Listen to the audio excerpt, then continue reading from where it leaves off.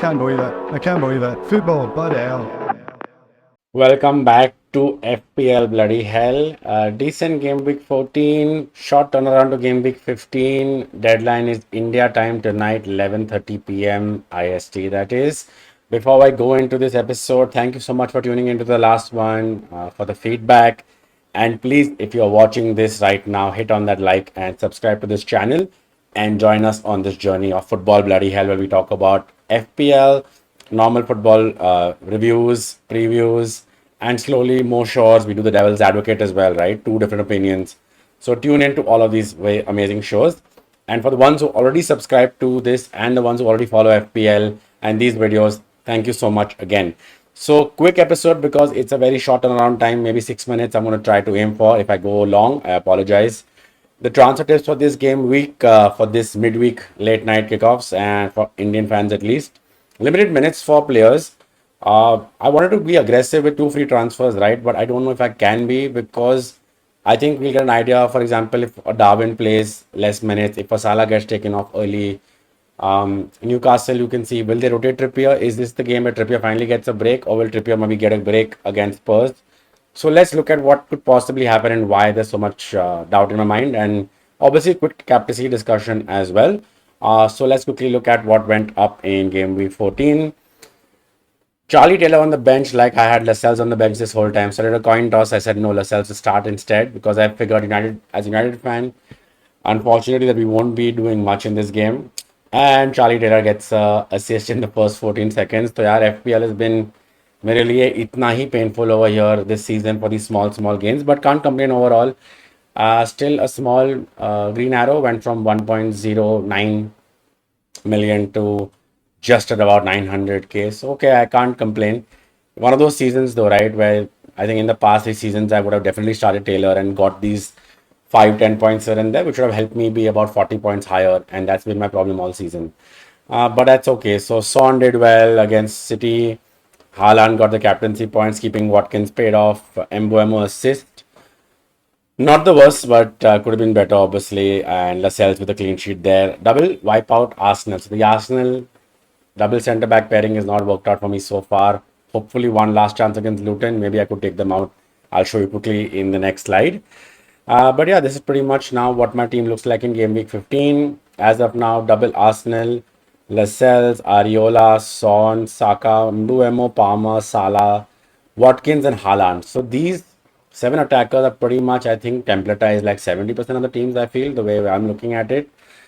I don't want to break out of it just yet, but I feel in a week, in maybe by this weekend, game week 16, we could end up seeing a few changes here. I think for now, maybe I might hold on to it. I'll show you my options in the transfer slide. Lascelles, I think I'll be starting against Everton. DCL might not be playing. Everton did get the result, right? Everton, I think Braithwaite kept that clean sheet. So for the ones who went for differential, cheap defenses there, like in Lascelles and Braithwaite and Charlie Taylor were getting the rewards this week. Um, so yeah, this is what the team is so far. I'm not unhappy with it. I think it's a pretty decent team. Yeah, like Watkins could score against City, especially there's no Rodri. There could be a hole in that midfield.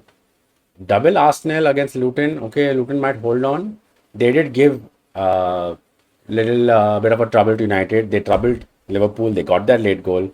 They got that goal, right? So a little nervy about that. I hope they hold on and hope there's no rotation, obviously. I think the centre back pairing will be spared with Tomiyasu already injured, Ben White just coming back. So I think it should be a settled back four, hopefully. So what do we do over here? And by the way, I don't think it'll be a quick 6 minute episode. I apologize for that, but I'll keep it under 10 minutes. I feel like this is a really good team. If this is what a team looks like and you have only one free transfer, you could consider holding. If you have two free transfers like me, you have to use one. You don't want to really burn one. And now you can see my problem area here is technically Areola versus Tottenham. Now he's not kept a clean sheet all season. So I wouldn't be surprised if I kind of make a goalkeeper move to Dubrovka, for example. And Dubrovka concedes a sloppy goal and Areola keeps his first clean sheet and Son blanks, right? That's where my thing is. I can attack probably that. Apart from that, yes, Watkins out 2 tough games against City and Arsenal. But do you see Watkins in form scoring against both of those? Yeah, because even Arsenal did concede last game against Wolves, right? So yeah, these are the options over there. Let's look at live transfers and then we look at captaincy and I'll quickly shut this video out. So this is what the team looks like right now: 0.3 in the bank and 2 free transfers. Option one, straightforward, not something I want to do. Now the debate has been: should you take out a 3.9? Now Dubrovka's gone to 4. Should you take out a Stucco shot? You take out Turner, or you take out Ariola? The argument is you take out Ariola, then you're probably stuck. If Dubrovka does very poorly and is out in 2 games, you're stuck with no playing keeper. So that's a problem, right? So I feel that is why I want to hold on to Ariola. But even with Fulham and Wolves, I don't see him keeping a clean sheet there. United, possibly the only clean sheet he could keep if you're playing this garbage. Arsenal, definitely not. Brighton, I don't think so. Sheffield, Bournemouth, maybe, but we're already into end of Jan, right? So you can look at the potential that how disappointing Ariola has been. So I feel it would be a Strakosha to Dubrovka closer to the deadline if that's the news we get. Like I said, he's at 4 million right now. I am making too many typos over here. So yeah, Dubrovka over there. 2 points, 0.2 in the bank. Roll, keep Watkins, start Watkins. Basically keep the rest of the team as it is. Let Gehi be second bench because I feel Bournemouth and Solanke might score. And leave Lascelles in there and Taylor as my first sub. Option two is just go with Ariola, take my licks in the keeper area. I take Saliba.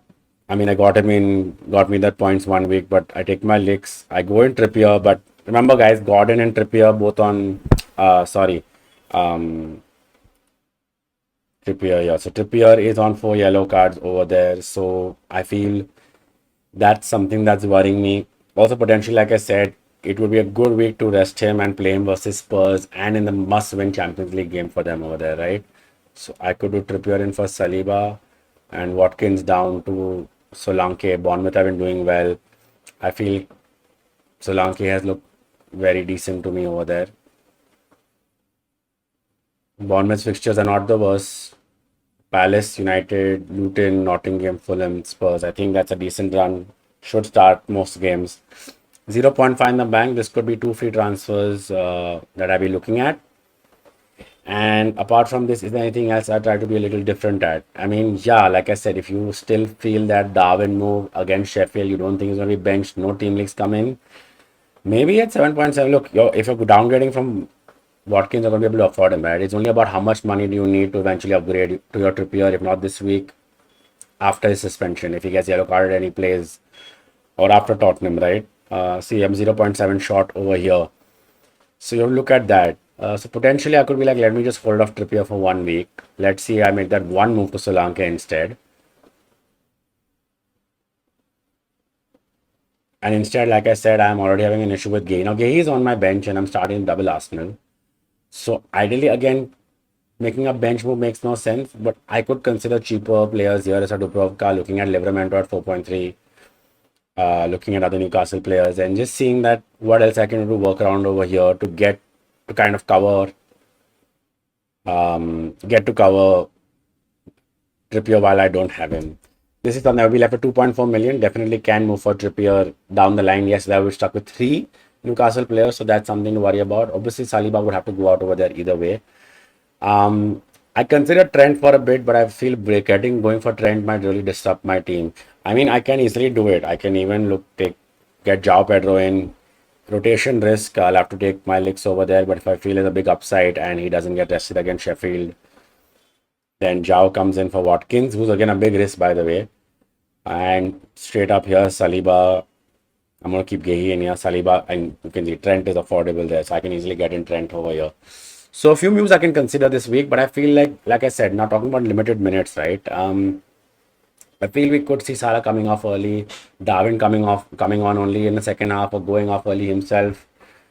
Similar Newcastle players could be rotated. So I feel like is this a time where I keep those 2 free transfers or just use one and bank one is what I'll decide closer to deadline. And this is what you should be thinking about as well. What are the players you want to get in? Are these players? You looked at the fixtures I just showed you, right?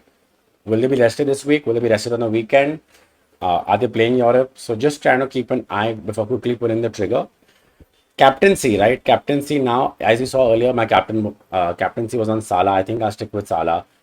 Haaland could score those 2-3 goals against hat-trick against Aston Villa as well. Not Roddy not being there kind of puts me a little bit on the back foot. But Villa did concede 2 against Bournemouth, so they looked a little shaky. Cash is in and out of the team, a slight rotation over there. All of that could disrupt Villa at home against City, but Villa have scored, I think, 3 goals in most of the games against in this season at home, which is why I'm nervous about that Watkins moves, and which is why I feel that in that case, I think Salah, Sheffield, even with limited minutes, probably is a better shout out. Sheffield pretty much being smacked around by everybody. Second pick would be would it be Haaland? Would it be Son? I think for me it's a tie. I don't think it is easily Son versus West Ham because he looks explosive. If you look at the games previously that Tottenham had played against West Ham, Son has scored in the home fixtures. So there's history over there as well. So you could consider that as a differential option in Son. I feel it's 50-50 between Haaland and Son. But if you're chasing Son, if you are holding on, I think Haaland over there. But I feel Salah is the number one captaincy pick for me this week. So thank you so much for tuning into this episode. It went a little over my promised time of 10 minutes. I apologize for that again. I'm not going to be doing much cutting and editing over here. So best of luck for this quick turnaround. Hopefully you don't miss the deadline, please. I hope you catch this video in time. We'll be back for the game week 16 deadline on the weekend. And make sure that you subscribe to this channel if you like the content. Give us some feedback. Leave your teams in the comments if you want any tips. And I'll join you in the next episode. Thank you so much again. Best of luck.